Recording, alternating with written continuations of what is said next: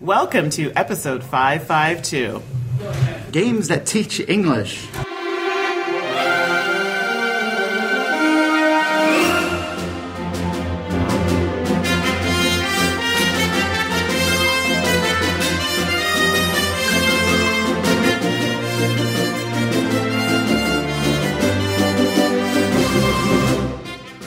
Welcome to the Dice Tower, a podcast about board games and card games, and especially the people who play them.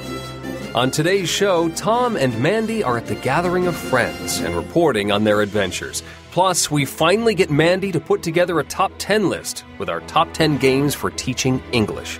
I'm Eric Summerer, and here are your hosts, the Fred and Ethel of board gaming, Tom and Mandi. All right, folks, I don't know what Eric just said because he recorded this after I did this, but I'm assuming it was something very complimentary. I'm Tom Vassell. I'm Mandi Hutchinson. Now, you might be wondering why we're square dancing here and switching partners around, and that's because Mandi and I are here at the gathering of friends. Now, a couple things. First of all, we're recording live of sorts, like right now. Get there. There's a vacuum cleaner going on in the background, which we didn't realize would be there, but It might be relaxing, you know. so be it. And we're recording this at 9 o'clock Sunday morning. It is possible that people come and interrupt us. There's a strong possibility that will occur. So who knows what's going to happen. But if you don't know what the Gathering of Friends is, it's something that was started 29 years ago by Alan Moon, where he invited several of his closest friends just to get together and game. They did it in Columbus, Ohio. It was in Columbus, Ohio for many years and eventually moved to Niagara Falls. And so it's an invite-only convention. And while it started with his friends, it kind of became an industry thing where designers and publishers came to the point where when we're here, we see almost more prototypes and games being shown to publishers than you see actual games. So don't feel bad as a listener if you're not invited to it because it's not that big. It's a fun time, don't get me wrong, but there are many other conventions. As a side note, Dice Tower Con is still happening, and that, if you want to just play games, is something you can come to. Dice Tower Convention, the first week of July. Check it out at dicetowercon.com. We are rapidly running out of space, so you'll want to come. Mandi, you'll be there. Absolutely. You were there last year. Yeah, that was my first year last year. Actually, I think that was my first time in Florida, potentially. It was hot. But it's not hot in the convention center. It is not. It was nice and cool. Do not let Mandi dissuade you. Bring a sweater.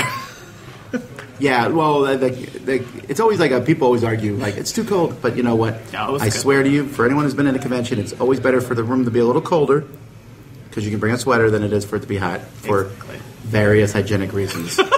Let's say, being Canadian, you'd think I'd be used to the cold, but no. Well, it's always warm inside. That's See, in true. Florida, it's the opposite. It's hot outside, cold inside. But there's also the pool there is unbelievably good. And the kids have a good time. So Dice Tower Con coming up. Okay, but we're here at the Gathering of Friends, and we have been playing games. Now, I've been here for a week. You've been here for just a couple days. Yeah, it's only a few days, so I tried to jam as many games in as possible. All right, well, tell us about one of them. Oh my goodness, where to start? Well, I was very excited to sit down and play with a wonderful group. Richard Breeze, designer, showed us Keyflow. So I hadn't played Keyflower in the longest time. Keyflow? Keyflow. He just took off the ER? Yes. But it has a nice flow to it. So maybe that is why. I have no idea. This is where I insert emoji me rolling my eyes. In Keyflow, if you're familiar with Keyflower, a lot of the elements will be, really familiar to you. You'll find it really easy. There are no meeples. You're using cards. So you're still building your kind of tableau of buildings. You have your boats, animals, to give you the farms and other resources. And so all of the elements in Keyflower are relatively similar. However, you have in the seasons, you have these type of cards that have meeples on them. And the meeples are used to activate your cities that you have to get, whatever ability or resource that they give you. You can also use these on other people's towns, which is not great because then you're giving them these meeples, which can be counted towards points at the end of the game. Something else that was really neat, it's like a Seven Wonders drafting style. Oh, I'm in. So I figured you might say that. So Well, he told me this game was shorter than his other It games. is. It is much shorter because I'm a really big fan of Keeper, and Keeper is definitely on the lengthier end of the spectrum. This is nowhere near that. So this is definitely a shorter game because it has the season cards, your summer, spring, and so forth, and you're drafting these kind of tile cards, and you do the whole left one way, right together and back and forth through the seasons. Once you've drafted them, place them in, and then you play the game again. Like I said, very similar to kind of Keyflow scoring. You're scoring based on those kind of end tiles that you have in your tableau. I actually played with Jason, and I'm trying to think. So you lost? Not by much. I came in 3rd out of 4th, which is pretty good for me. But Mina took it. She beat everyone. So. Oh, Mina, actually, she's better than Jason at games, I think. She's fantastic. Literally, I was like, Mina, okay, so help me out over here. I was asking her to help me out. So she was fantastic. But overall, loved it. Can't wait till it comes out. I don't think it's coming out till 2019. Sorry. But oh, really? I thought it was his Essen game. He said Essen, sorry. He said Essen, and then I believe potentially Kickstarter, if I'm not mistaken. But I think he mentioned 2019 for that. Okay, well, yeah, that's the one thing here. There's a lot of games that we see here that I like. I'm not even going to talk about some of them because they're just not going to come out anytime soon. I know, and I'm sorry, but I was just really excited about that. And then he started showing me about Keeper the Expansion. I'm not criticizing. I know, I feel bad. I'm like, oh gosh, I'm going to get mail. Why is this game not out? Well, let me talk to you guys then about one that's coming out. It's already out, actually. Yes. And that's because the movie is coming out Thursday, and this movie better be good, because I've been waiting many years for this movie. The Infinity War, which will be the greatest movie of all time, and if it's not the greatest movie of all time, it has to be. It has to be. Anyway, so there's this movie called Thanos Rising. I mean, a game called Thanos Rising from Duelasaur Island, which has a really weird cover. It looks like Thanos has a headache or a migraine or... Punch teeth. He has eaten too much Indian food. It's really... Anyhow, but the game is about you fighting Thanos. You're the heroes. Each person is a group of heroes. You're the Avengers, the Wakandians, the... what's the other groups? Doctor Strange's crew, whatever they're called. The Galaxy crew. And then the Guardians of the Galaxy. Yeah. And so you start with one person from each group, and you are slowly trying to recruit more people or fight villains. All these thugs that Thanos has brought with him. And you're fighting Thanos himself before he gets all the Infinity Stones. And so you're doing this through a Yahtzee mechanism. You roll some dice, you assign these dice to different characters and things, and if you can't assign any dice, you have to lose a dice, and hopefully you recruit characters or kill people. It's really hard. I've not yet won. Have you played it? Yeah, I played it, but we played it on easy. We didn't get to finish, but we were literally had one more villain. We would have won. But you didn't win. Okay, so no one has won this game that I've talked to yet. Close enough. Nope. Until the victory is sealed, it does not count. But it's really fun. It's really simple. This has this giant plastic Thanos figure for no reason at all. But you kind of move him, and so you're fighting him. But the Infinity Gauntlet itself, where it has these crystals, they're the same crystals that are used in like every other game in existence. So true. But in this game, it's like they were made for it. It does. It actually looks really nice. Right, as Thanos gets each of the Infinity Stones and sticks them in his gauntlet, it looks really cool. It's lucky, there's a ton of luck in the game where you're rolling dice and all, but it's fun and it's really thematic. It's hard to explain, it just feels thematic. Yeah. So I was really happy with it. I really like it. I would like to win it. I'm currently 0 for 3. Oh. And one of our losses was really bad. You know, I should play with Jason and Mina. Okay, wait, and you lost? No, I said I should play. Oh, I thought you said you did. I was like, that's impossible. No. Yeah, you're right. So anyway, that's Thanos Rising. I liked it. I'd like to play it again, maybe on a harder level, because, we technically won. You did not win. That's my story. I'm sticking to it. So I'd like to try it again. Here's what bugs me about these cooperative games is I'll play them, and we'll lose. And I'm like, oh, in the back there'll be a section that says, ways to change difficulty. And I'm like, oh, okay, let's go look at that. And they're like, here's how to make the game harder. Right. And I'm like, well, what? But I'm already losing. I hate you guys. Exactly. So another game that I played recently was Sunset Over Water. Now everyone knows, yes, I have a crush on Beth Sobel and her art. It is fantastic. That is true. It's amazing. This game was by Eduardo Baraf, and I believe it's Pencil First Games that does this one. Have you played this one? I have not. I have seen it. You've seen it, okay. I'm always impressed by Pencil First Games production, right, and then Beth Sobel's artwork. So it's a good combo. It's a very good combo. So in the game, you have a tableau of art illustrations, and everybody has a figure, and you're trying to land on these illustrations in order to acquire them to paint them. So you have objectives in the game that you're trying to complete as well. What was really neat about this game is you have cards that have times on them, and you play the cards. You secretly choose one, and then you play it, and then whoever has the earliest time will basically get first pick to make a movement. And on the card, it also depicts the type of movement, whether it's diagonal, up and down. They're all different and limited, but then it allows you to kind of get to the painting you want and try to complete the objectives. It sounds very straightforward, and I think at the end of the game, you have to get a certain amount of paintings. I think you go through your deck, actually, your little deck of action cards to finish the game. And then you count points. Most points wins. I found this game very relaxing. However, it should be with that name. Oh, no. I posted it on Twitter. People are like, this game's so cutthroat. People I'm playing with are cutting me off. I'm like, who are you playing with? So I found it relaxing. Apparently, it's a very cutthroat Maybe you're game. nice. See, now that you said that, I know in my group it would be cutthroat. Exactly. So maybe I'm doing something wrong, but... Or right, but the name sounds like it should be relaxing. Right, calming, but... Sunset over the water. I don't know, Eduardo kind of did like a winky face on Twitter, so I'm like, okay, I think I might be playing it a little too passively. Yes, Sunset over water. Speaking of cutthroat and stabbing and the opposite, every year there is what I call the cool game. And that means that you're not cool if you don't play it. So these games always bug me because I don't like that concept. Like, people are like, have you played this game? I'm like, no, I'm not going to either. No. I'll show you guys. I kind of like that. I get that. So this year is definitely the Mind. So the Mind is a little, I don't think it's a game, honestly. But, well, I'll come back to that. So it was originally, who's the original publisher? Is it Amigo? No, it's Amigo. It's coming out from Pandasaurus. Is it NSV? NSV. Yes. Says a random person in the background. A fan of the show. A fan of the show. A fan of Mandi. Yay! Well, that's reasonable. But it's coming out from Pandasaurus, and so the Mind is a deck of cards from 1 to 100, and you shuffle this deck of cards. And I don't know how many people can play. I played it with only 4. I played it with 4. Okay, at least 5. Okay, well, you can play up to 5. Okay. Says the fan. You said you were a fan of the show. Fan of Mandi. Well, fan of Mandi. Sorry, well, the fan. That was great. Anyhow, so you have these cards, and you are playing them in order from 1 to 100.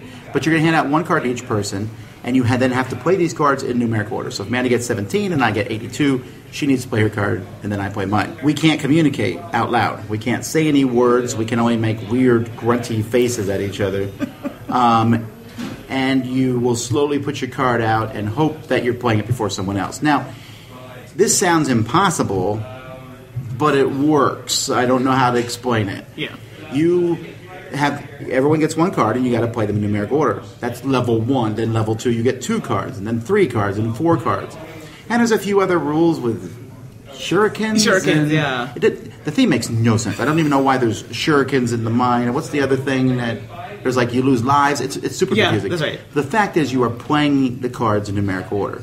We might play this one live, but I really feel like if we play this live on the Dice Tower, someone would end up punching someone else. Well, there's always someone that lets you down. It was me in our game. It was me in our game. I mean, I pretty much ruined it for everybody.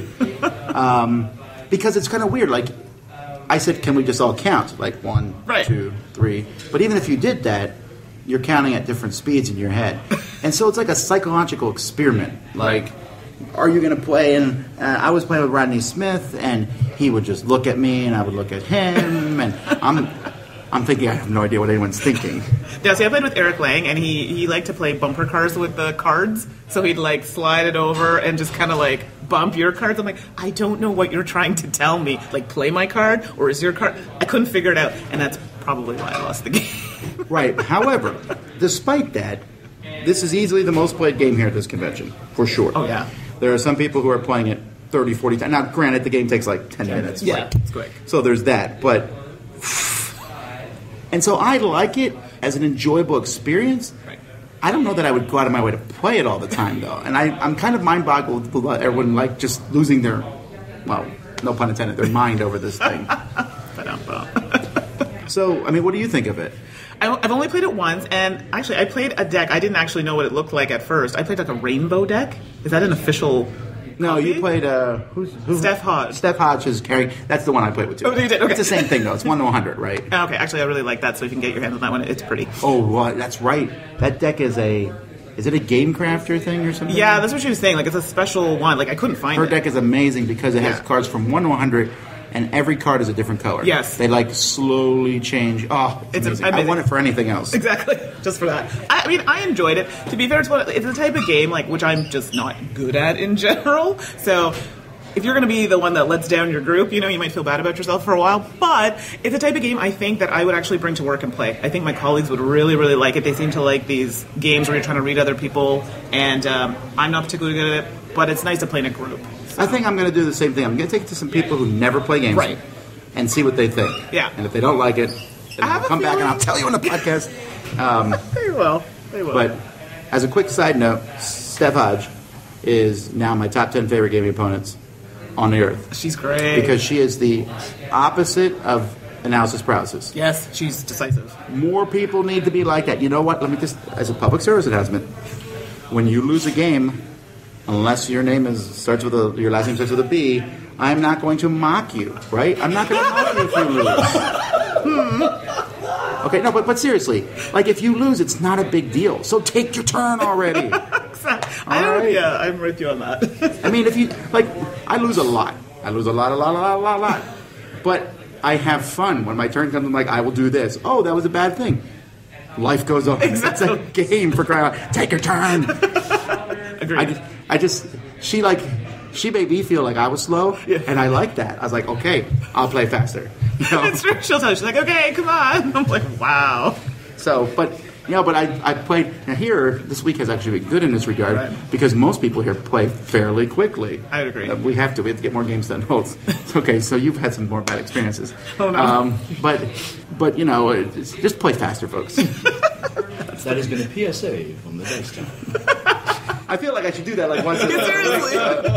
Look, and here's the thing. Though we talk about this a lot in the show, but I understand some people do think more slowly and more carefully.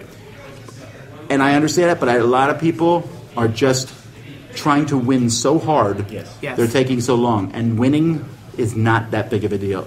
It really isn't. We joke, I'll laugh, and, when I beat someone, I might, make fun and say I've won, hooray, but it's just not that big of a deal. And this happens with so many things. Like, we'll play a game, we'll find out we're playing a rule wrong, someone has a meltdown, I'm like, it's not an important, or they'll say I didn't know this. If I had known this, well, now you know it for the next game. It's not... Right.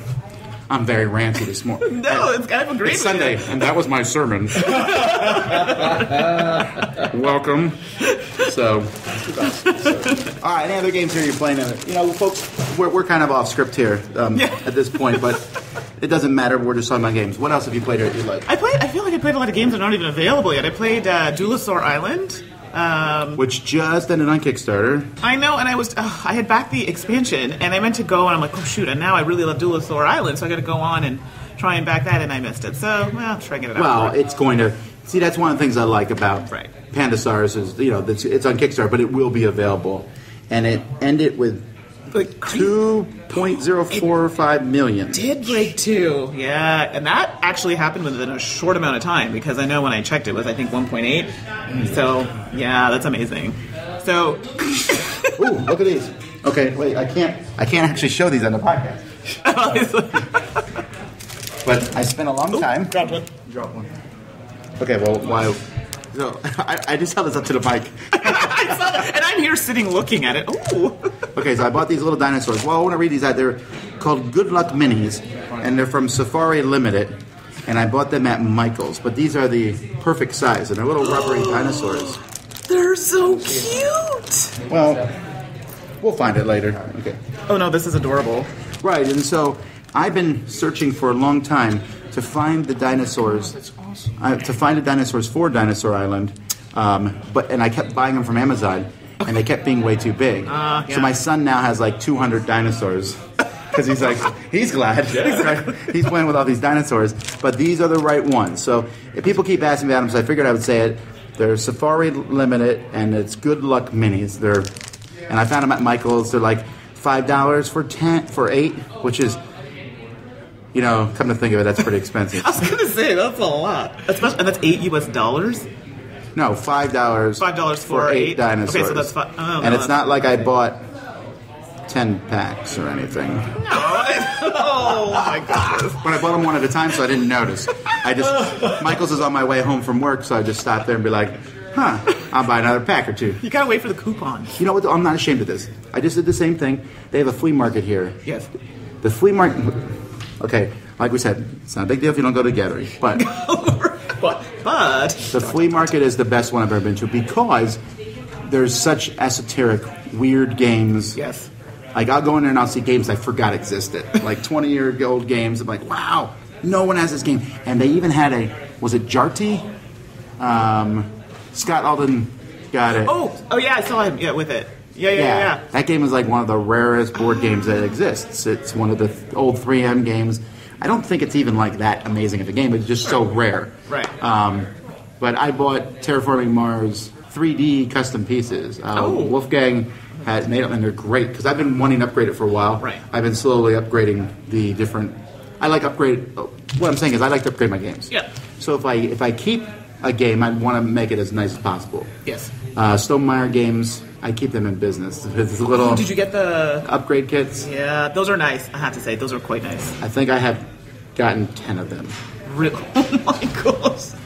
Well, no, but I mean, okay, so I don't buy a lot of games, but I buy this stuff, and so I'm upgrading like Stone Age and stuff, and this is good because we have a big announcement that has something to do with that will come up in a few weeks, hopefully, as soon as I get some more stuff sorted out. I know. You don't even know what I'm talking about. Exactly. It's Mandi. I know. I'm like, because it's all in my head. Actually, we have several big announcements coming about the Dice Tower over the coming years, but it's not going to change. The podcast itself is going to stay the same for a very long time. So, so no worries there. I don't want to throw people off in that regard, except for obviously me and Amanda are here, and next week I think it's Eric and Suzanne. Yes. Ooh. Look forward to lots of talk about pie. What we're doing is we're trying to find the best combinations. Oh, I played Pie Town. Okay, you did. Okay, now here's the deal. Okay. I don't think it's that great of a game. Okay. And I'm disappointed because I like pie a lot. So I started playing the game, and the game is really good. Okay. Until the end. And I know why. I guarantee you I know why. At the end, we had more workers than we had places to put them on the board. Yeah. Whoever had a 6 just would go and take all the ingredients. Right. And the whole secret recipe of your opponents was a fun exercise, but didn't feel like it really mattered in the long run. That was probably the least part of my least favorite part of the game was the secret. Well, I like the idea of figuring out someone else's secret ingredients, but the game is a little clunky because what it does is you have these ingredients, you make a secret one. You have your own secret recipe, which is three ingredients. So you show people what pies you're baking, and you say one of them is my secret ingredient. Right. So are you the board? They give you this board to write things down, right? Or then you can try to make someone else's secret ingredient. So you show them, but you don't show the other players. It's just kind of messy. Yeah. But the biggest problem was at the ending. A worker placement game needs to stay the same tightness the whole game. I don't mind that there's a lot of places to put people at the beginning. There should be a lot to put at the end. Or if there's a few at the beginning and a few at the end, but it should stay the same. In this one, you have these workers that just they're your dice, and they just get stronger and stronger and stronger, and near the end, you were like, I don't even know what to do with them. Right. And that, unfortunately, ruins the whole game. So in our first few plays, that didn't happen, but I think we took a slightly different approach to it. But then I played it again, and we did have a few players that really upgraded their workers rather quickly, and I found the people who acquired workers and all the workers and upgraded them really quickly tended to have that problem at the end. Not a problem, but then they kind of ruin it for everybody else, right? Exactly, because then, they're just taking everything, right? So Jason and me have very similar strategies with worker placement games. Right. When you have a worker placement game, the thing we always try first, and it works for most worker placement games, get more workers. Yeah.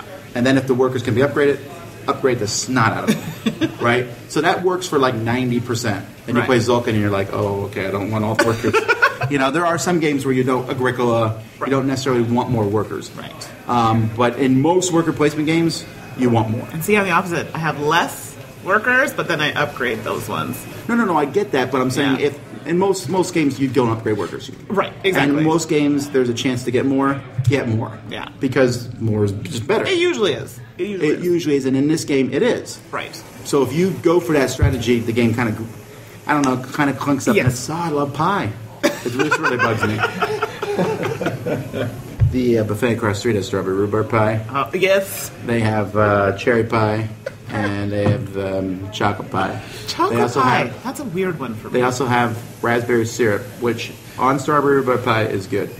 This is a PSA from the pie department. You need Suzanne to do that one. Look, just don't sit there. Just drag your chair over here. And Exactly, you're so far. I didn't want to interrupt you. No! Did I interrupt? Was I not respectful of this? Slide over. The mic can't hear you. Yeah, you gotta count, because now it sounds like a whisper. I can All right. sort of be... Steve Buonocore here. We were wondering if people would interrupt us, and he did. I didn't even tell him the time we were recording. I had spies telling me the time you were recording. I told Mandy she's too soft for you. Mandy, because Mandy likes me. That's not the conversation we had. Okay. Oh, wow. He said, That's the conversation that was on in my head. I didn't want to offend him. He's dangerous. He's from New Jersey. Dangerous. Now from the great state of Florida instead. And I was like, it's all an act. That's a spray tan. A spray tan. Hi, Tom. How are you? It's good to see you. I had to see you for 10 days almost. This has been... You actually played some games this week that were not your own games.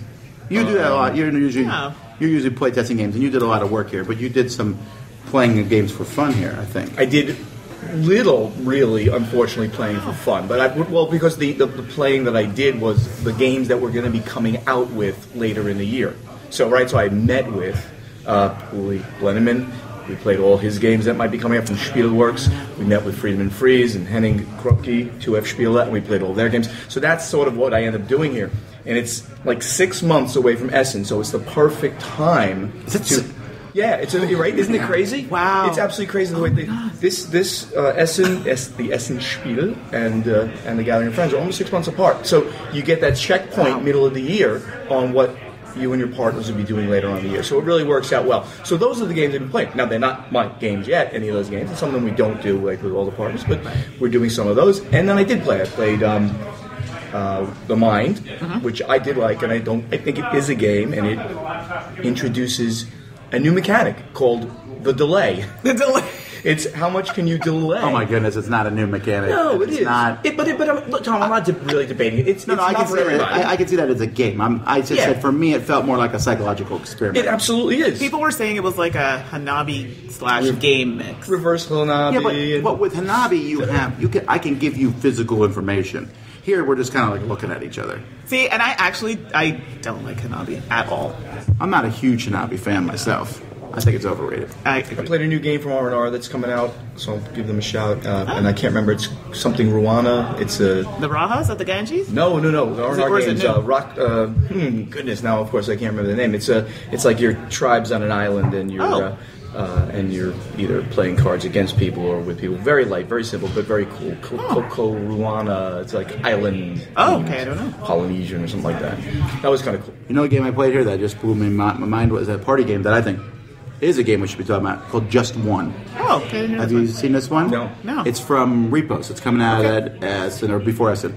So the way this game works is, let's say we're playing as a group. We probably wouldn't want to play with 3 players. You play with more. Right. So Stephen would draw a card with 5 words on it, but he doesn't see the words. So he puts them in front of him, and he says a number, so 4. Okay. And so the word is market. So now we are going to give him clues to guess that word. This is a cooperative game. We're all working together. Right. So everyone writes down secretly a word on a whiteboard thing, one word that gives him a clue. Right. He then closes his eyes. We all show our words to each other, and anyone who wrote the same word is canceled. Okay, I heard about this then. Yes. Right, and so then just the words that are left are now you have to guess what the word is. What the word is. Left. Right. So you gotta go not too common, but not too So like one of our words was tomato. Right. So sauce would be a good clue for that, right? Right. But I'm sitting there thinking, I'm not going to write sauce because someone else is going to write sauce. So I wrote paste, and someone else wrote paste. Oh my goodness! Right? We had Prince as one of our clues. Words. Prince. Right. So what clue would you use for Prince? King Charles. Right. You might say King or Charles. I wrote purple. Right. Oh yeah. Okay. Purple rain. Wow. He totally went a different direction. I love it. But sometimes the clue is really obvious, right. And we all sit there and if there are enough of those things in there with like ruler and then prince, then you might exactly. But I love that it purple, went in then that. You might get exactly. And there was like the very first round we played. Everyone wrote the same 2 words. So the person opened their eyes, and there was no words. That's great. That is great. And it works really well. Now the game has this scoring thing where there's I think 13 cards, and if you guess correctly, you get a point, you get a card. Okay. If you don't guess, you lose the card, and if you guess incorrectly, you lose 2 cards. So it's better, quote unquote, it's better to not guess then guess incorrectly, Right. and then you get a score, and that's all bunk. Who cares? In my opinion, it's kind of like Concept. Right. You know, we're like, hey, we're playing Concept, and why are we keeping score? Yeah, exactly. I feel the same way about this one. I would just play around and around and around and have fun. Score doesn't matter. Right. You just. But I think this might Yeah. be a big hit. I've been hearing people talk about it. I hadn't seen it, but it sounds interesting. Would you play it? I would love to play. Yeah. I love party games. So this I is a do, and great this party one, game. this one sounds. Yeah. It sounds like it would. Well, I mean, I played it, but it feels like it would reach a really wide audience. And Repos knows how to. You saw their When I Dream. Yeah. Did you get one? I did. Well, that game, after you showed it to me, I'm like, and I generally don't love party games. I'm excited to play this one with my friends. When I Dream. But did we play this at the We- 24-hour marathon? No, we played at HalCon. Everything is boring together for me. All these cons at this But point. the version I saw was slightly different. The one that you had brought. It was a smaller box, different art. Yeah. Yes, it is. But that was. But they Repos just They knows did. how to make a game beautiful. Yeah, it was really good. So speaking of When I Dream, they did one of the things they do at the Gathering of Friends is they do the prize table, which a lot of conventions do. I want to say Alan started this. It feels like this was the first place to do I think it. there are conventions that kind of started trends, or at least where you can look back at, and that's prize table here. Like Geekway to the West kind of started the play to win model as well. So. Right, so Geekway to West did the play to win. Right. So the prize table, if you've never been to a convention, everyone brings a game. You put them all on the table, and then they draw names from a hat, and everyone gets one. Here, Alan changed it up. Like if you bring a prize that he considers to be amazing, Right. you get to pick first. If you win, we have a few tournaments and things here, very few. But if you win one of those, you get to pick early on, Right. and then it's random. And I have been like one of the first picks now, 4 years in a row. It's really bugging me because. It's embarrassing to go It's too embarrassing. early. Yeah, Yeah, especially as a publisher, you don't want to go early. Especially though, for someone like me, everyone's like, "Why is he going up? He doesn't need any games." So I'm always looking for something that's not a game. Although I did get some games this year, and so publishers gave Repos and Stronghold and Days of Wonder and R&R gave a ton of games. So everybody got 3 games at least. Oh, yeah. So I got Heroescape, more Heroescape, because I'm a junkie. Sure. Exactly. And I got Role Player because Role Player is You one of did. the games that I culled from my collection, and I Yeah. regretted it. So, you know, for me, to keep a game is a huge deal. Right. And Role Player was right on that line because I love the game, and I was like, I just don't have room for it. And then I was like, why did I get rid of it? Because I went and played it, and I played it, and Have you played the expansion? Mine's coming. I backed it. Well, I just got the expansion too, so that's something to do with it. Oh. I picked up Role Player from the table to take it as mine, and then I saw the Mind right next to it. I'm like, I'm just going to take the Mind. You took the mine? Because I'm a publisher, and you know, I don't want to take the big stuff. But there was a whole bunch of mine. So what else did you take? You got 2 games, right? The second one was another small, it was like a little R&R party game. The one with the little boxes, like a trivia game. Do you know what that was? I Do not played it narrow it at- down. When you say R&R party game, they have like No, trivia 20. was a trivia betting party game, and I'm sorry, I can't remember the name, but I played it with them at New York Toy Fair, and I'm like, oh, that's the game I played. I'll take that. I take small games. I don't So want what to be did you take? a pig. Well, you saw. I'd asked you about one. Was it Dice Town? Oh, Dice Town. Yeah, which I had- That's a great game. Yeah. So Great looking at it, game. it had like a little pack with it. I'm assuming it's the expansion. It is. Wasteland Express. You got Wasteland Express. Yeah. Well, I think Nice. everyone avoided that one because it's really heavy, and they didn't want to take it on the plane, but they really wanted it. So I'm like, Did you fly or drive? I live very close, so I drove. For once, I could drive here, and it wasn't far. I know. So yeah, Wasteland Express. I'm excited. There was the Shadows of a Brimstone on the table saw when I got that. there, which is about like 1.5 feet long by a foot, and like it weighs like 12 pounds. And I'm like, I'm not taking. That's a perfect game for me. right. It's a Chuck dice. You But- beat Chuck. I'm like, I ain't taking this back to There was 2 copies of Gloomhaven, and I was like, I wonder who's going to take those. Yeah, if it was there. Kingdom Death Monster. Kingdom Death Yeah. Some pretty heavy stuff. Big. That's the one. Yeah, because I think she was sitting on our side. That was massive. Massive. It's crazy. Ooh. Yeah. So we're having a great time. It's almost over. This is definitely in almost every convention you go to. Sundays are kind of a fizzle out day. Although the Gathering is a little more end with a bang than most. However, more than half the people are gone at this point already. Yeah, way more. Or they're getting ready to go.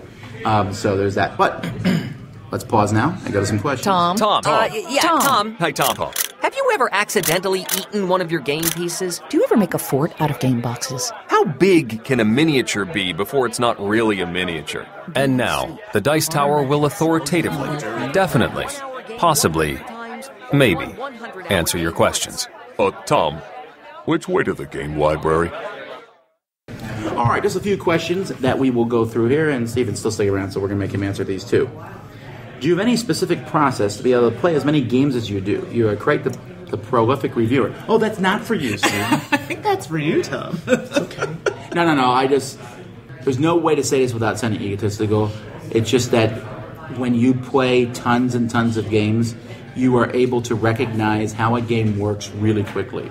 I would say a good 40% of games, maybe 50, I know how they work just from reading rules. I'm not saying I don't play the games. I do play the games. I'm just saying once I read the rules, I'm like, oh yeah, I know how this is going to turn out. Now, occasionally, I'm surprised. I'm like, whoa, I thought this game would be bad and it's good. I thought this game would be good and it's bad. But most of the time, and when you play games, it will say, do this, this, this, and this. And you're like, oh yeah. I've seen this in many other games.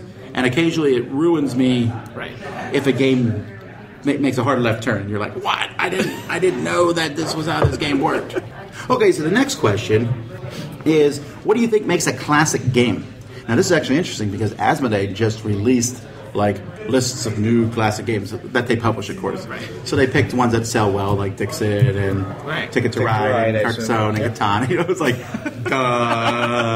But it's an interesting idea because what they're saying is they're telling the public these are classic games. Right. Because Hasbro's been doing this for years. Hasbro says, hey, the classic games are Monopoly. Exactly. Right. So what makes a game classic? I don't know. I base a lot of games on feeling. Maybe that's a bad thing. But, for example, Catchphrase. I love that game. For me, it's a game that went over really well with my family, and I think it's because I had that tie to my family, and it's one that I could put on the shelf, but I can take it back out, play it again, and I still have fun with it. As soon as it gets boring, or I'm like, oh gosh, we're playing that again, for me, it's out. Catchphrase is possibly my most favorite party game. Are you serious? I think Catchphrase is brilliant. I mean, the electronic Catchphrase is just a brilliant game. No. I don't have the electronic. My box is falling apart. I have the I had that, but as soon as the thing, then it's a nice thing to pass around to. I know that this is all lovey-dovey, but Catchphrase is not even in my top 20. Oh, Catchphrase is a brilliant party. I love it. This is why hashtag Tom S. doesn't like have fun, but that's okay. It's okay. No, listen, I like it. Actually, I would only play the electronic one now. The electronic one. I've actually never tried it. Easy to manipulate. It's just easy. It's also easier to carry around. Yeah. But all that to say that something that I can leave on the shelf, pull back out, still has that sense of enjoyment for me. I would say a classic game is something that broke new ground and is still an archetype of it. Like Dominion is classic because it created a genre in gaming. I think classic has some name recognition. Like if I say the name, like all three of us should recognize it. Right. It usually sells a lot, but people are going to argue over what's classic or not. I really am not keen on when a company calls their game a classic game that came out last year. Yeah, like, it's based on a classic. I'm like, I'm not sure you quite understand the definition of classic. All right, so do you think, says Jason, who's asking all these questions, do you think there's any classic level games in the last few years that have been completely missed by the board game community? So, like, I guess mass market, like, is there games that have come out in a mass market that have been missed? I wouldn't even know, like... Yeah, I think he means hobby market that will become classic. I mean, classic really has to be the test of time, too. It has to be over time. And this is it, right? So that's kind of hard to answer. I think if it's a classic, it's not missed, right? No, like, maybe... Okay, so here's a game that I think that the board game, the hobby market that we're part of, does not talk about, but I see people play everywhere outside. And I don't remember the name of it, but it's on the phone. Okay. And you hold it up to your head, a word, and people are giving you clues, and you have to guess the word on your head. Oh. And we'll see, you guys never heard of this. No, I've never heard of it. But I know this is a game because whenever I go to an amusement park or someplace where there's lines, I see many, many people playing it everywhere, right? So this is obviously a very popular thing. Is it like thing. the one where you stick it in... Oh, I love Powwow. That's Powwow. Is that... Oh, okay. No. This is just a phone, and so basically, if you don't... You can, like, just shake the phone to get a new word. Oh, okay. So, I don't know all the rules, but I know it's a very popular game. Words with Friends. Right. Okay. Is a very popular type thing. There's that new trivia game everyone's playing. What's that called? HQ Trivia. Have you heard of this? Oh my goodness. No. I have not played this. No, sorry. Tom, you're on a roll here. So, let's wait. So this new trivia game, Jason showed it to me. Okay. He was super excited about it. So it comes on, it's an app, and it comes on every day at a certain time. I don't know, like 3 o'clock. I forget what the time was. But we were at somewhere, and they asked this question, and you have these answers, like, who wants to be a millionaire? Okay. And so the first couple questions are like, what color is the sun? Stuff like that, right? If you get it wrong, you're eliminated. Oh. And then they give $5,000, or whatever the prize amount is, to anyone who gets all of them right, split up. So, like, someone here at the Gathering won like $7. I think it was Dan DeLorenzo, right? You get Really? through. Right, so you can play this. I don't know where the money is coming from for this game, right?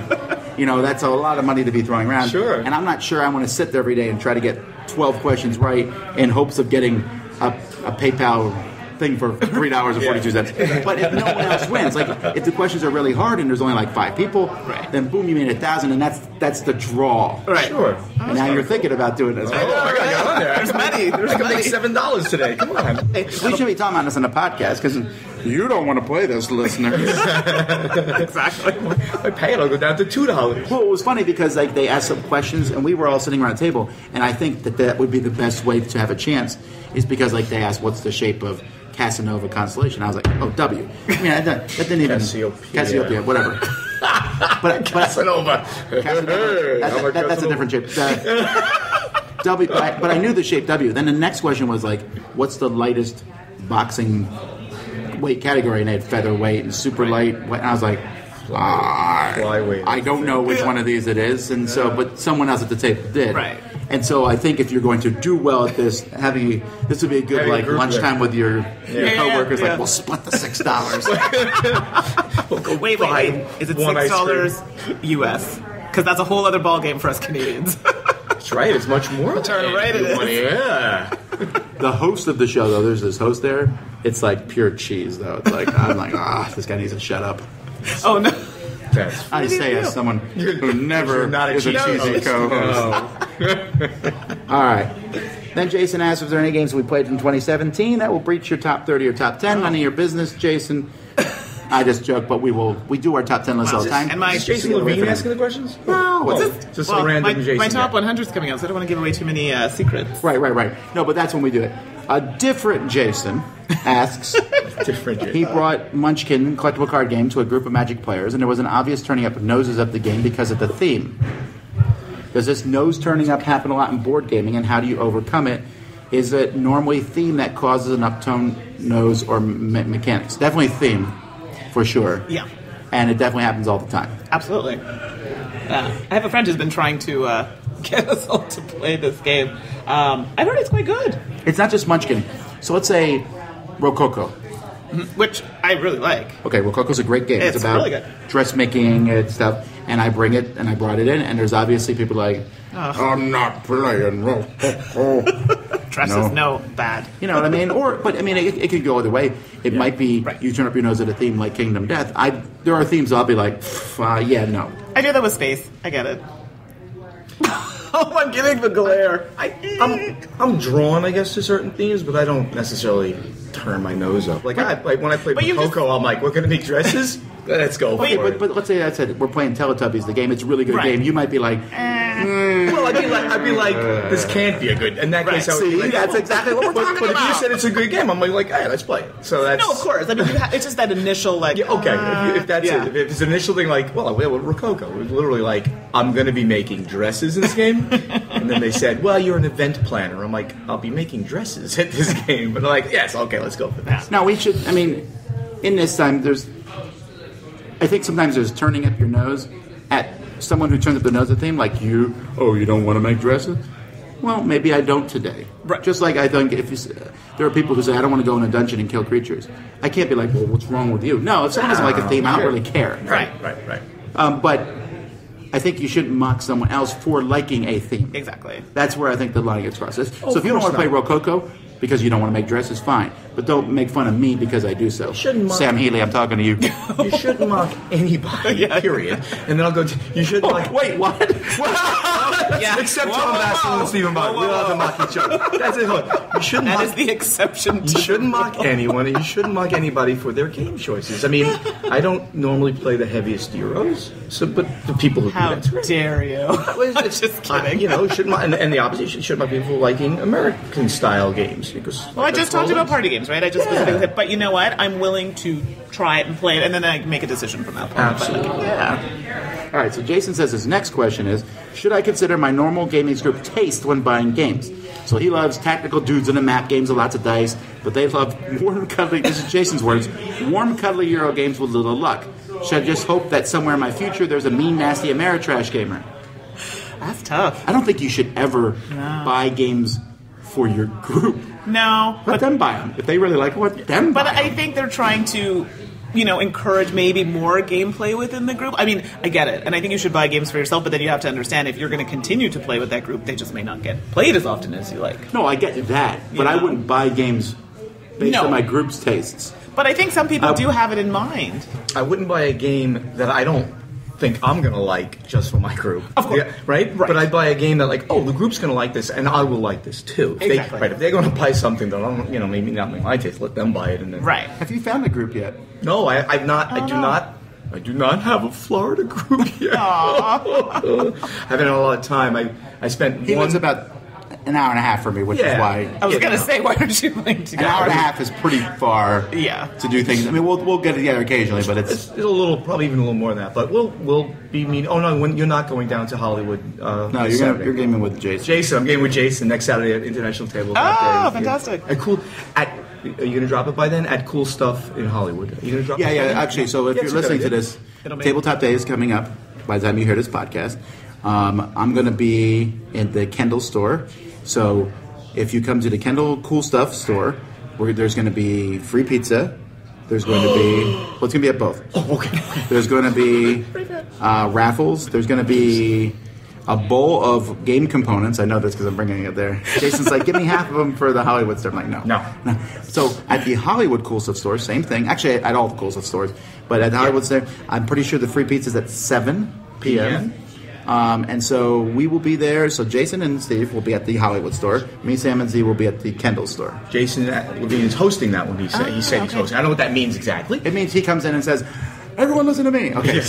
Then he just asked me to come down. I wanted to find a place to go for International Tabletop Day, so I'm going to be there after lunch. I have a morning to do. What are you doing for Tabletop Day? Tabletop Day, I will be showing or playing Flip Ships with Geek and Sundry. Oh, cool. So, you're at the headquarters. Yes. You flying to LA? I am. Oh, look at you. So this is going to be fun. So I'll be there with Renegade. So if anyone's seen me play Flip Ships, I have recommended that people wear goggles. Because at Dice Tower Con, I'm pretty sure I almost took someone's eye out. So, if you want a bit of laughter, you can check that out. So this is all coming up Tabletop Day, and you should watch Mandi on Tabletop Day. The day before Tabletop Day, the Dice Tower, we're going to do a pre-tabletop streaming day. So if you want to watch us, we're going to... Justin Jacobson's going to come. We're going to continue our campaign where there's this evil, wicked guy who I hate more than any villain in any Dungeons and Dragons game, and I'm going to murder this guy when I find him. The guy's great. No, I hate him. That guy is so good. I love the emotion. Who's he based on? Now, I don't know that he's based on anyone, but he was so arrogant when he showed up. And I think he just, I couldn't stand the guy. He acted like a New Jerseyan, frankly. Wow. So, anyway, we're doing an RPG, so that'll be fun. And then we're going to play some board game party games. There's a good chance, that we'll be playing Fireball Island live. Oh, very nice. I still haven't seen that. Have you seen it? It was here at the Gathering. Of course, the week I wasn't here. When you weren't here. And you know what? It's super fun. Now, don't get me wrong, it's not some massive game of strategy, but there is definitely a lot more skill involved than the original game, and it's so fun. Because the most fun part of Fireball Island was knocking marbles and things over, and now you can knock marbles over, but it might miss me. Right. You can try to flick, try to hit someone. It's like a flicking game now at some point. It's great. Oh, neat.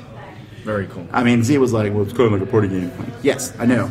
It's a silly party game. Make sure you get to number 3 on that question list there. It's important. Are there any games that tend to turn non-gamers into gamers? I recently acquired Kitchen Rush with the hope that it would bring my wife off the gaming bench and into the fray. I haven't had any luck yet, but I'm hopeful. Kitchen Real-time Rush coming from Stronghold Games, June 30th. Really? Yeah. Or you can just buy it now from Artipia. I mean, it's out. Wow. It's not in wide distribution. It's in worldwide distribution. I saw there's an expansion coming. Yes, I saw that. Yeah, an expansion. I still haven't played that one. What's the expansion adding? I don't remember. No, actually, the funny thing is they asked me if I wanted to be part of it. I'm like, of course, I'm doing the base game, so I want to be part of it. He goes, okay, we're going to be doing it. And I haven't even seen it yet. So I really, as a side note, really like Artipia games. They're put a theme. Not every game they've done has been a hit. Sure. They did Pursuit, right? Pursuit of Happiness? Pursuit of Happiness. Which I like. Which we did too. We are going to be talking about that soon. Right. They've done a lot of games. They work with Stronghold. Sometimes they work with AEG. They did Among the Stars. Among the Stars. Fields and of Green. Fields of Green. And I just, they're also really fun people when you run into them. They like to play games. All right, Brian. Says, I was shocked to learn about counterfeit games while listening to your podcast. He recently bought a used copy of Splendor, and it turned out to be counterfeit. The seller told me it was on a pallet she bought and didn't know it was counterfeit. So Brian wants to know, what do I do with this game? On one hand, I want to support publishers, but on the other hand, I have a working, albeit lower quality game. That's a great question, really, right? So counterfeit, for those of you who don't know, there's a lot of counterfeit games. It's mostly the extremely popular ones, mostly Asmodee, frankly, because they have most of the popular games. Yep, right. And so a lot of people are counterfeiting games, and they're going out mostly through Amazon. Yeah, this is true. And this is because what they do is a counterfeit person will send Amazon, 100 copies of Splendor. Amazon puts everything together. Asmodee sends in their copies of Splendor. They're all in one big pallet. They order it from Amazon, and you might get a counterfeit. Now, Asmodee is definitely working hard to stop this, but it's hard. It's hard to do. So there's a couple ways you can not get a counterfeit game. You can buy at a local store, because those come directly from a distributor who gets them directly from the publisher, and there's no way counterfeiting can get in there. If it does, we will figure out who's doing it. Exactly. Yes, there's no way it can happen if you buy it from a local store. No, I mean, I'm saying it's possible, but if it happens, we will nail the person. You can trace it back to the person. Can I interject for a second? Is buying from Amazon, like I know in Canada, a lot of us do not buy on Amazon because the price is astronomical. So that's not the way it is in America. Okay, that was my question. Absolutely not the way it is in America. In America, there's deep discount. It's really difficult for me to not buy anything. I'm drinking some more cup. Let's say I did this at my house, and I'd be like, I'm almost out of these. I'm like, click, done. It's ordered, and it comes to my house in 2 days. Which I do. I love Amazon Prime, and I love it. But board games for us on Amazon, it's a no-go. No, that is probably coming from the U.S. Maybe. I think so. Cases, yeah. And therefore the shipping is crazy. I think so. Okay. Yeah. Okay, but anyway. Sorry, it was just I get that. question. So, well, you get one though. For whatever reason, you get a copy. You buy it off eBay, you get one. What do you do with it? Because the publisher, Stronghold Games, didn't get any money from me buying this counterfeit copy of Terraforming Mars, which has may not or may been not exist. Well, you don't know that, right? We don't know. Right. China has a lot. This is coming from China. It's not a slur against China, but China has all these factories, and they are able to scan games and make them look almost real. But it's like any counterfeit thing. If you look carefully, you'll notice there's mistakes. Like they counterfeited Pandemic Legacy. That was astonishing. That blows my mind, right? But you can tell sometimes because there's mistakes in it. Right. So if you get this, do you throw it away and buy a new one? You spent some money on it already, right? What would you think as publisher? So let's say Terraforming Mars. Let's say I bought one, and I'm like, oh, Steve, I got this copy. It's Terraforming Mars.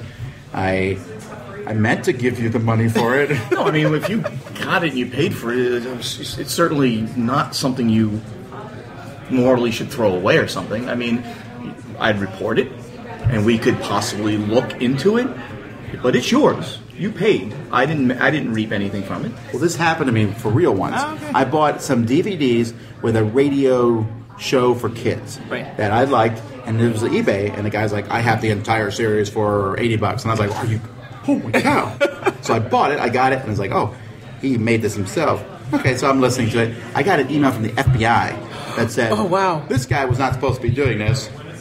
If you wish, you can send the DVD here. And I was like, well, I don't want to send back the DVD. I like it. Exactly, you paid for it. Wow. You got a letter from the FBI? An email from the FBI saying that, or it was like FBI eBay, where they said, shut this guy down. Right. Just so you know, you bought something, but it's not your fault. They're like, you're fine. Yeah. You didn't know.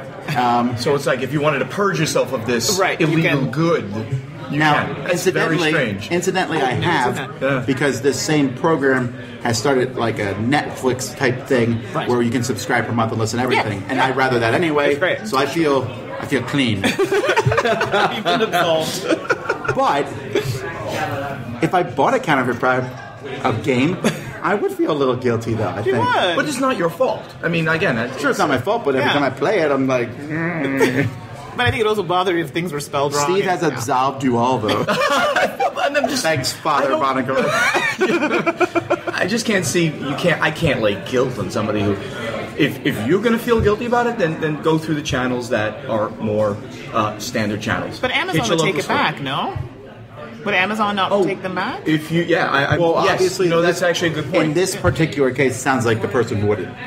It sounded like they wouldn't, but if it was fulfilled by Amazon, they would. But there are the sellers that just have an account, and those are the ones you really have to worry about. Those unbelievable prices. They put it up. They put it down to like a price that can't be possible. Think about it. There are prices that just can't be possible through a normal change of distribution. Right. Like, I don't know, below 40% of MSRP. Not possible, basically. Right. So if you're seeing a seller like that, no, they're not going to take it back because they probably knew it was a counterfeit product. But Amazon, fulfilled by Amazon, they'll take it back. They will take it back. Yeah, so that's one way to get rid of the thing. And this is... Now, it's a good thing. However, I'm not... See, this kind of brings us into a side note here. I've always been curious about this. Some publishers get irritated. This happens a lot in the computer industry, the computer game industry, where they don't like when you go and buy a secondhand game because you are buying it... Your money is not going to the... Oh. No, this happens, and this is why like EA and some of the other publishers were putting keys on their games so that you couldn't just sell it to someone else because you would use up the keys. Now, the consumer is kind of revolted against that. They hated that. But there are people who say, if you buy a game secondhand, that's fine and all, but your money didn't go to the company. Oh, I see. So secondhand from the... Yeah, because I buy them secondhand, but secondhand from, like, EA or whatever. From the I buy the store. game from... Right. And Asmodee gets some money. Right. Then you buy it from me. Right. Asmodee doesn't get any more money. And this is interesting for games like Time Stories and Unlock. Like, I play Unlock, I'm done with it. I sell it to you. Right. You sell it to Steve. Right. Steve sells it to someone else. Going. And like 10 people play this game, and Asmodee got it sold once. Right. Which is why you need to make your games disposable. Legacy. Right? All right, last question questions are from Brad. Brad is a fairly new listener, about 6 months, and wants to thank Mandi for her energy and enthusiasm. Yay! I'm wearing a bright orange sweater just to celebrate very that. bright today. So my question is, if you and Eric, but we're going to substitute Mandi for Eric because she's with us, had to play a game with death to save your co-host. Oh no! With death, as in the Grim Reaper. I think I said. Yeah, right. Oh my God! It's like Bill and Ted, okay? Okay. Bill and Ted's Bogus Venture. Who's being saved? How good do you think your odds are? So, like, he said his friends said dexterity because they think Death's bony hands may not be suited to the actions. Well, no way. He would be able to slide. I was going to say, Death would definitely win over me because I am horrific at dexterity games. I know my answer for this.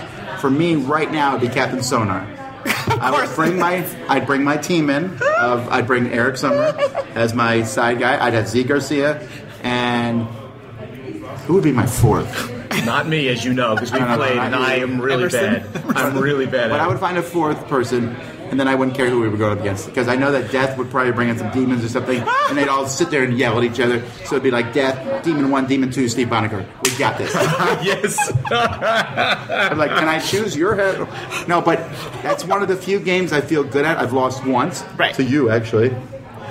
Didn't we do something to add some of your team onto? Well, of course, I wasn't. right. I was not the Of course, captain. there was ringer things involved. Yeah, we but- had to like mix up the sides so that we can balance the teams But I've out. mostly won this game, so it's one of the few games I feel good at. What about you, Mandi? Gosh, this is tough. So this is actually really great because for anybody who doesn't know, I love horror themed anything. So this is like right up my alley. Actually, I'm feeling like I might want to be on like Death's side. However,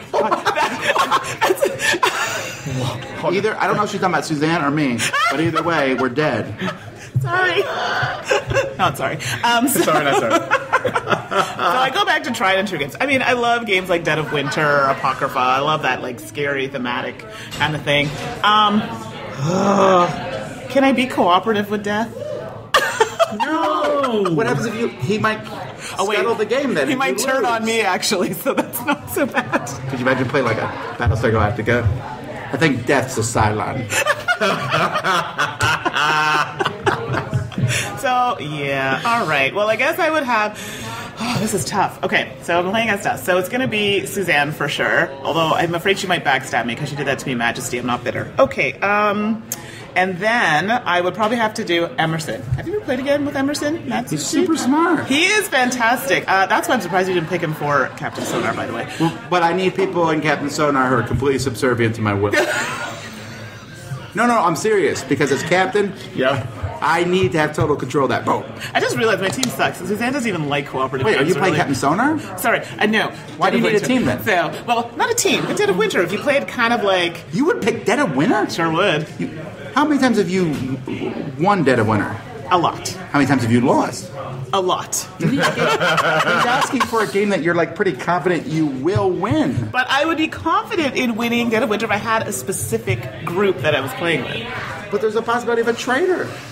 But you just go with me on this, okay? No! I want Suzanne to live.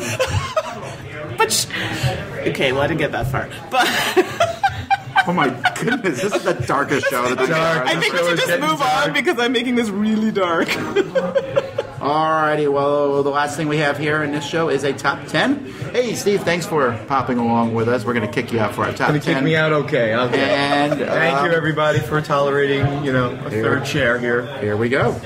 It's a Dice Tower Top 10. Okay, folks, we're going to make this top 10 list quick because me and Mandy both have places that we need to go, and she has a game or so to play, probably, right? Yes. So teaching English. Now, this is actually, I feel a little bad because I just kind of threw this at Mandy. I took some time, and I know there's one I might catch a little, trouble with. Well, we both have a unique perspective on this. My perspective is that I actually taught English as a second language, and I taught English as a high school class. Mandy is bilingual. To the government standards, but I was also a teacher, and I also did teach English as well. You did? I did. Well, now I feel dumb because I didn't know that. You taught English, really? Well, because I was a oh my gosh, I almost said that in French. I was you can say it in French. We got French. Suppliant, so supply teacher. So I was teaching various grades, and depending on the grades, you teach all subjects. So math, English, science, you teach them all. You were a teacher? How did you not know that? Yes, I was a teacher for like 4 years. What do you mean, how did I not know this? I also don't know, how many brothers and sisters you have, or... Yeah, no, I taught for 4 years, and I taught both in Catholic and public board, and I taught kindergarten through grade 8. Okay, well then she is way more qualified than me, so I'm not even going to do one. All right. And because Eric is not editing this particular podcast, and I'm doing the work, we're not going to have that number 10 guy in, so I'm just going to do it myself. Number 10. Am I starting? Yes. All right, so my number 10 is... Coming up higher on my list. That's why it's in italics. Oh, You're supposed to make some sort of, pun. Oh, gosh, I'm bad at this. Right, and that's why we've lost this particular game. My number 10 is Spyfall. Now, Spyfall doesn't seem like it's a game to teach English, but in Spyfall, you are figuring out a location that other people are at, and you have to ask each other questions. Right. And any game that forces communication, especially Spyfall, because Spyfall, everyone always starts out with the most basic questions. Right. What's the weather like here? How's the temperature? Right. But it forces you to learn more, to just kind of focus and diversify. So my number 10, Spyfall. Number 9. As mentioned earlier on the podcast, Yes, it was. Catchphrase. So Catchphrase, it's one of those games where I think we've traumatized my brother for life, but in Teams, you're trying to describe a word, but you can't use the word. I haven't played it for a long time.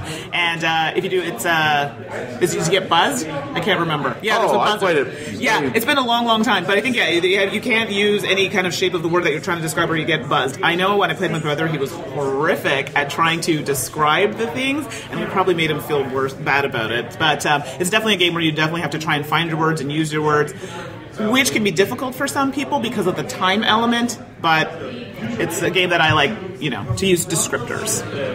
All right. My number 9 is Word on the Street. Word on the Street has a bunch of letters in between the players. Have you played this one? No, I don't know this one. So there's a bunch of letters in between everyone in a row. It's all the letters except the vowels. And then you'll get a category, your team. It's team versus team. Right. And it might say, name an Italian dish. So I'll say spaghetti. So I move the S towards me one, the P towards me one, the G, the H. The T moves towards me twice because it's used in the word 2 times. And if I move it 4 spaces towards me, it's my letter. Right. Then on your team's turn, you can pull those letters back. So you have to think of a word in the category that has as many letters, but you're playing tug-of-war with the letters. It's great. Right. Great components. It was originally from Out of the Box Publishing, but Mattel, I think, has bought it. Out of the Box is out of business anyway. So that's Word on the Street. Sounds fun, actually. Number 8. Okay, so here's... Wait, are you in the right list? Yes, I know. This is the one I feel like I might catch some fade for, but my number 8 Catch is... some what? Fade. Shade. Okay. Sorry, wrong word. I'm not up with the cool lingo these days. Catch some shade, meaning people might not agree with this. So I've chosen Jenga. So they're like, what? Jenga? I know. So my current position, I work for the government, but I am a facilitator, so I'm a teacher.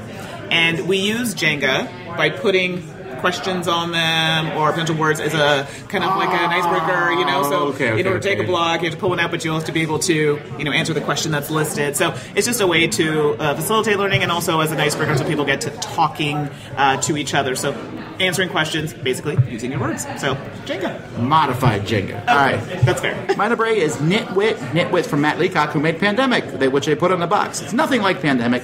It's essentially it's a Venn diagram where you basically have these rings of threads that are connected to each other, and you need to figure out a word that is both orange and new and clothing, and it would be Mandi's shirt.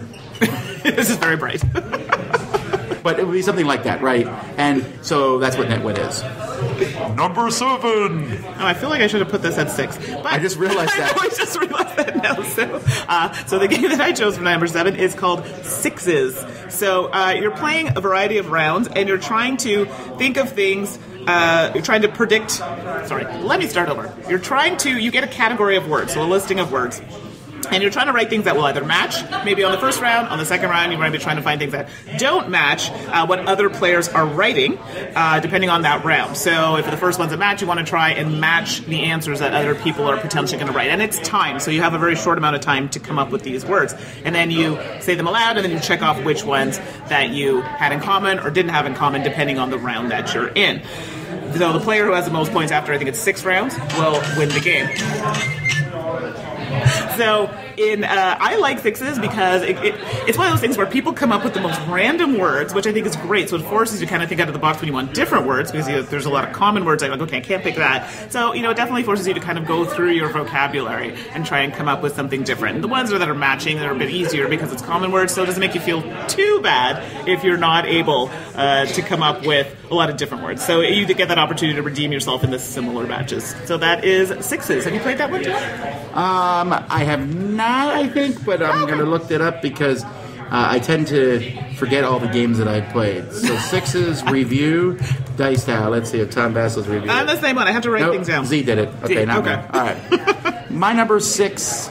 Oh, my number 7. No, because you said Sixes, it threw me off. Sorry. My number 7 is Let Her Go. This is a new game from WizKids, in which you have letters in front of all the other players, and you have to make a word with them. Any word you want, but use those letters. But then the game gives you silly things like put your letters inside a house, draw the letters on fire, say the letters out loud as you write them. Right.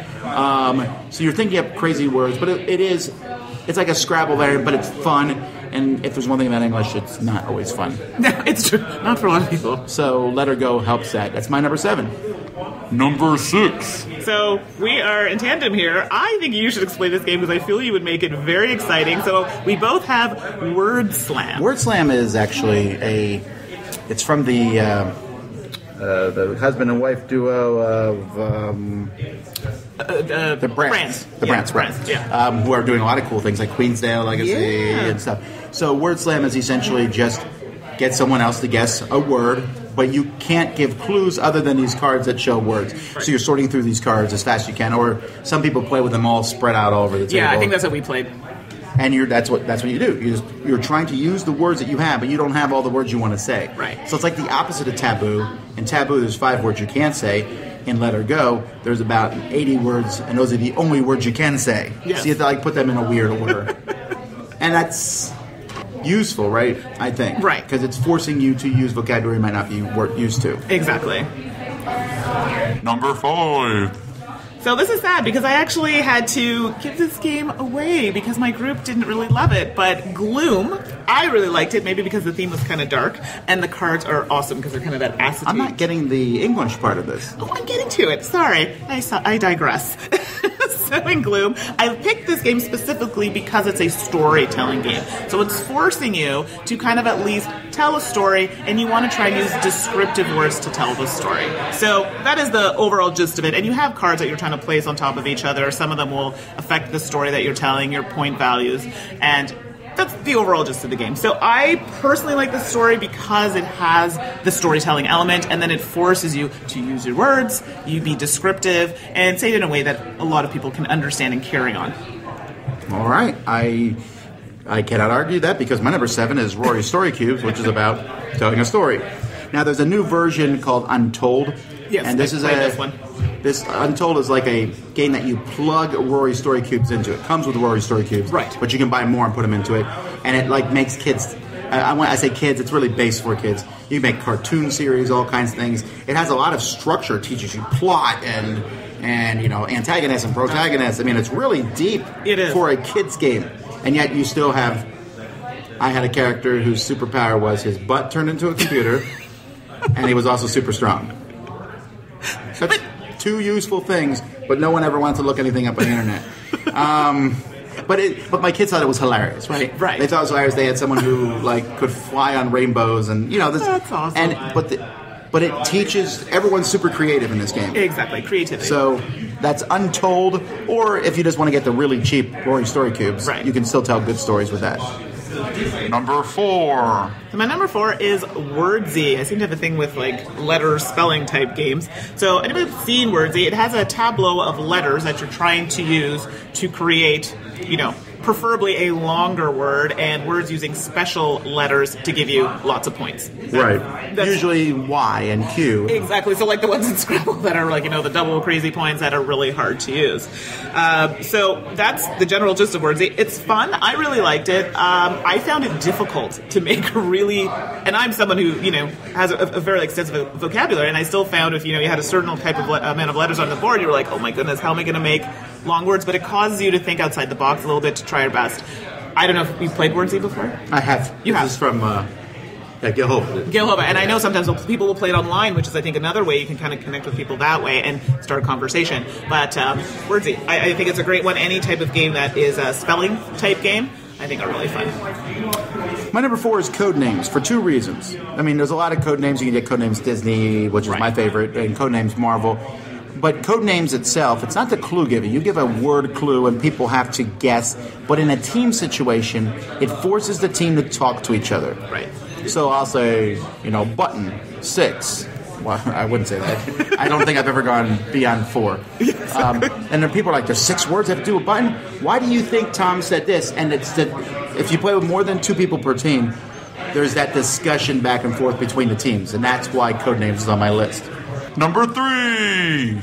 So I picked Anomia, and Anomia is a funny one because people are like, oh, you might make people feel bad. I never played this game. Oh, this is fun. So I actually had to write it down because I didn't want to miss the rules here. But basically, it's a game that is based on connection between words. So you know that moment which I'm kind of having right now where your brain kind of goes, like it's on the tip of your tongue? That's what this game kind of does, but I like it because it levels the playing field a little bit. So what's going to happen is people are going to have cards. You put the cards down, and when 2 cards match, so they have colors, symbols, and they're going to be words on the card, the pair of players, you have to race to shout out something related to the category on your opponent's card first. So, for example, let's just say we had a card that was matching, like the symbols were matching, and mine said horror movie, and yours said brass instrument.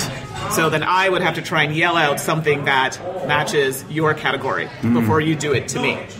So you can do the back and forth, and they have cards that can kind of make it like a wild or switch up the symbols. So your brain is doing multiple things. So this is definitely, I would say, I don't want to say difficult, but it definitely amps up the game a little bit more because you're not only thinking about words, you're also trying to think of matching, and so there's a variety of things that you're doing in the game. So I'll have to give this one a try. I think you would like this game. It's really good, but that moment when your brain's like, that's the anomia part of the game. My number 3 is coming up later on Mandy's list in some confusing form, but I just realized that my number 4, Codenames, was your number 10. I cut you off. Okay. It's okay. You covered it all. Oh, but is that why you did it too? Because of the team conversations? Yeah, exactly. So I put it for the list. So I guess when I say Codenames, I'm talking 6 or more players. Right. Because you can play 2 versus 2, which is good, but it's a lot silent. It's more silent. Exactly. You need that kind of team element, yeah. Number 2. So Dixit. Dixit is actually where I first saw this game on I think tabletop like many years ago. Dixit. So Dixit overall, it's nice. Again, it falls into that whole kind of. It's not really telling a story because you're using phrase or music. So obviously we try to use more words because I know some people like to describe the cards with music or other types of things. But it's a storytelling type game because it's based on the cards that you have. So basically what's happening is, gosh, it's been a long time since I played Dixit. You told it. Right, okay. So yeah. Dixit, which is my number 3, is a game in which you can give a clue as much as you want, and then everyone else is trying to guess which card at the same time playing the same card. And again, it's this whole discussion and thinking. I might say, to rule them all, and it's a ring, right? And most people would probably get that if they watch Lord of the Rings, but I'm hoping one person there hasn't. Or I might have, a ring, I may be like, all the single ladies, I don't know, whatever it might be. Right. But I'm hoping somebody will get the clue from my word. But if everyone guesses it, you make it too easy. Exactly. So you have to be cryptic, kind of. Right. So I like that. Yeah, so definitely one that, and I find with Dixit too, it has like a few different connections. FYI, I'm going on 2 hours sleep, so thanks for saving me, Tom. Well, you know what? I go to bed on time, so I don't feel real bad for these people stay up super late. You told me you were going to bed when I passed you. Yeah, we ended up playing Time's Up, sorry. All right, well, that's a great game. My number 2 is Bring Your Own Book. In Bring Your Own Book, you literally bring your own book. Right. And then it's like a party game. So, I'll ask a question, say something funny, whatever, and you flip through your book and you find something.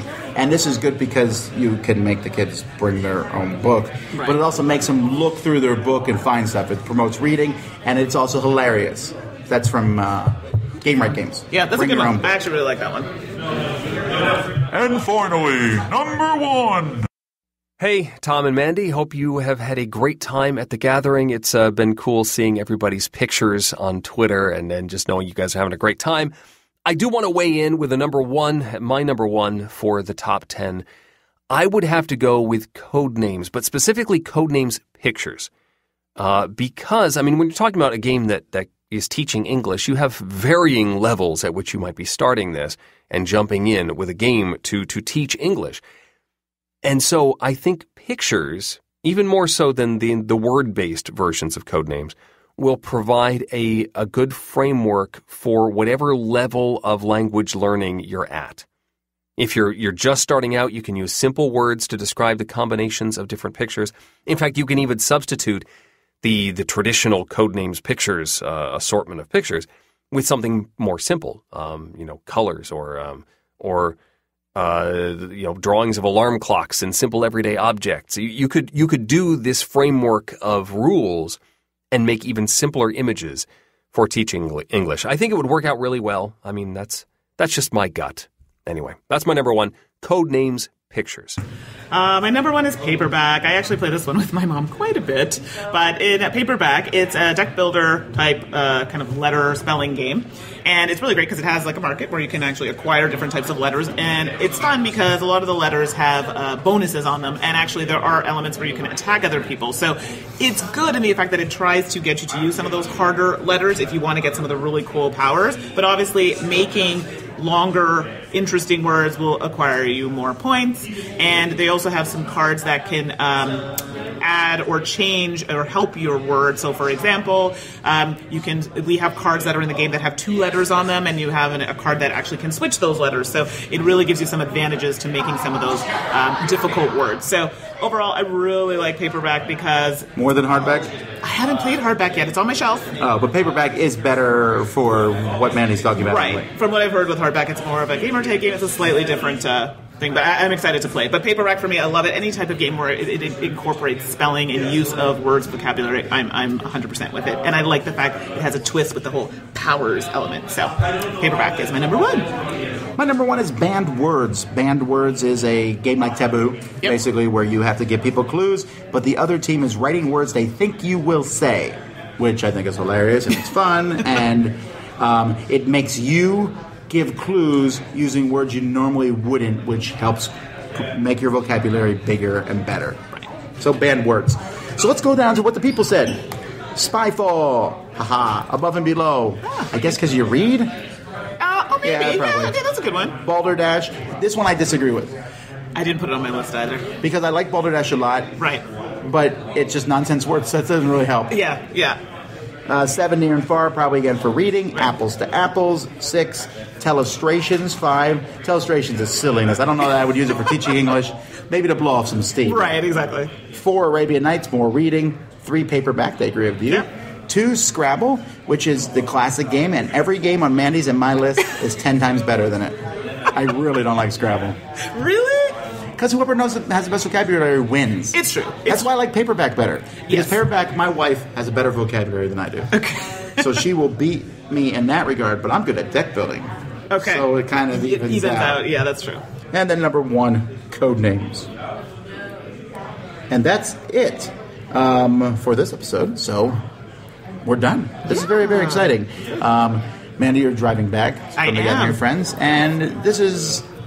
I don't know how often we will do these mix-up episodes, but it was fun to do. And I think so. We're about to get into convention season, so you're going to hear us all on some episodes together. Right. And we hope to see you guys at... Remember, there's upcoming conventions. There's Dice Tower Con, what you mentioned, but we'll also be at Origins.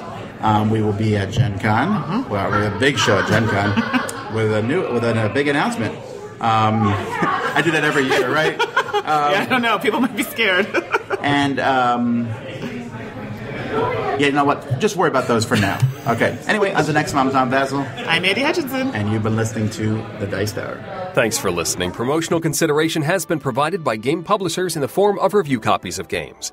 This episode, number 552, was recorded the week of April 16th, 2018. Coming up next week, Suzanne and I team up for some all-access gaming. And in 2 weeks, Tom and I will be back with our top 10 games for teaching history. This podcast is sponsored by listeners like you. Thank you for your continued support. And speaking of support, the Jack Vassell Memorial Fund is dedicated to providing support to members of the board gaming community in their hour of need. If a catastrophic event has become more than you can handle, find out how we can help at jackvassell.org. The Dice Tower is produced by Tom, Mandi, Suzanne, and Eric, with assistance from Itai Perez, Derek Porter, and Rob Siri. Our tropical vacation, in which everybody sang nothing but "See the USA in your Chevrolet," provided by Duelasaur Island. Timothy Pinkham composed our theme, and hosting is provided by Cool Stuff Inc., where you can find great games at great prices at CoolStuffInc.com. Let us know what you think of the show by posting to the Dice Tower Guild at BoardGameGeek.com, following the Dice Tower on Twitter, or by emailing us at Dicetower@gmail.com. And don't forget to visit the other shows in the Dice Tower Network, including Board Games with Panda, The Broken Meeple, Start Space, The Game Pit, The Secret Cabal Gaming Podcast, Tabletop Game Talk, and Board Game Blitz. Find out more at Dicetowernetwork.com. Until next time, from all the gang at the Dice Tower, have fun gaming. Woo! How many more games are you going to play before you leave? I'm going to squeeze in one more, like an hour-long game. All right. Twilight Imperium. Here comes Sam.